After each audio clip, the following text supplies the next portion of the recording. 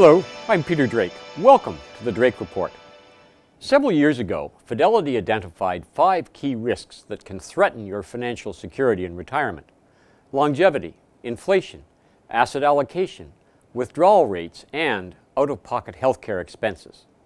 Back then, we said that if you recognize and plan for these risks, your income in retirement is likely to be more secure. Since that time, we've had a global financial crisis and a recession, and the world economy still hasn't completely recovered. So, Fidelity has revisited these 5 key risks and found they are just as relevant today as they were before the crisis. That while our perceptions around retirement may have changed, the way we plan for retirement has not. I'd like to briefly share the results. First, let's look at longevity, the fact that we're living longer lives and need to consider a retirement that may last almost as long as our working lives. The crisis didn't change this directly, but some investors sold investments when markets were at their lowest or moved to a more conservative asset allocation and did not benefit from the market recovery that followed. That means they will have fewer retirement savings, and yet the length of time they'll spend in retirement has not changed.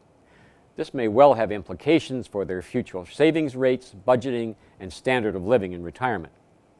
What about inflation? The likelihood that rising consumer prices will eat away at the purchasing power of our savings, making life more expensive. One of the things that got us out of the crisis and away from the recession was spending by governments and stimulus from central banks. But these actions can also trigger higher inflation. In the early summer of 2011, we aren't seeing much in the way of higher inflation in North America, though we are seeing it in some countries in Asia and Latin America. So the jury is still out on whether we will experience higher inflation. But even if inflation is no worse in the future than the roughly 2% per year over the last 20 years, that's still enough to wipe out 40% of your purchasing power over a 25-year retirement. What did we learn about the risk from asset allocation, the way we divide up our investments?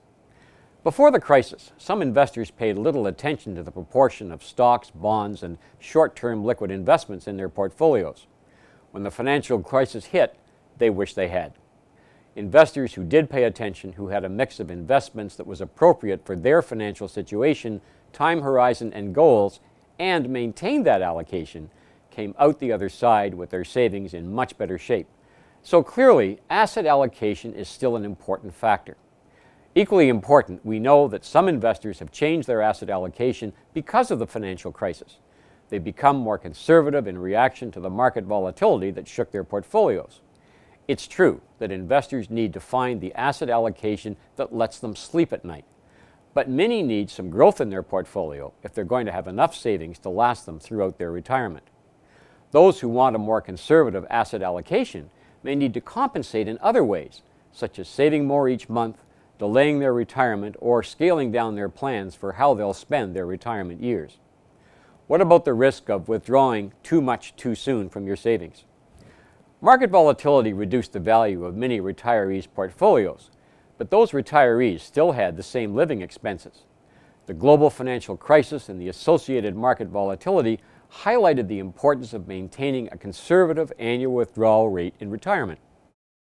Fidelity's research has found that inflation-adjusted withdrawal rates above 4 or 5% of the original value of the portfolio can increase the risk of outliving our savings. So clearly, withdrawal risk is as big a factor as ever. Finally, what can we say about out-of-pocket healthcare expenses, the ones not covered by government health insurance?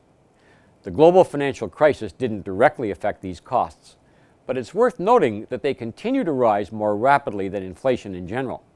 What the crisis did do was force most governments into large budget deficits, adding pressure to a system already coping with increasing healthcare costs associated with an aging population.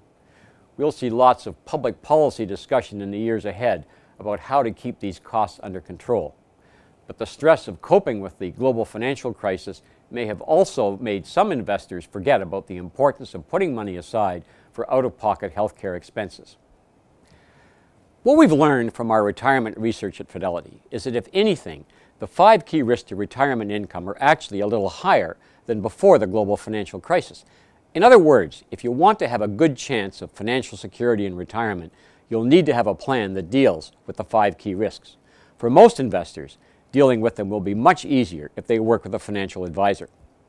Thank you for watching. I invite you to join me next time.